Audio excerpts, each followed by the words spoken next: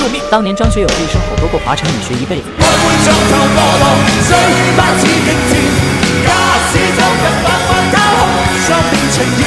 第4位张学友，当年因弹张争霸而差点被逼退乐坛的张学友，却被陈慧娴一首歌救活。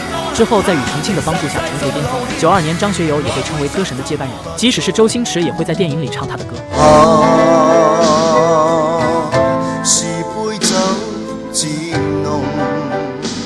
在那个年代能被周星驰看中，张学友绝对没有我们想象的那么简单。毕竟94年就能够在香港红馆连开30多场演唱会，就连当时的天后王菲都望尘莫及。不过相比于张学友的努力，他们可惜。第3位郑中基。若你沒廝守一生的決心，請不要愛上我這麼一個。96年，郑中基剛出道就聯手張學友，一首歌讓整個港樂都為之一顫。然而讓所有人都未曾想到的是，郑中基明明可以當第2個人為周星馳，可即使郑中基的重心不在樂壇上，他還是在05年只用一首歌力壓陳奕迅，開口殺入無數人的青春回憶。還喜歡我這種夢，是話你蠢還是很偉，在座每位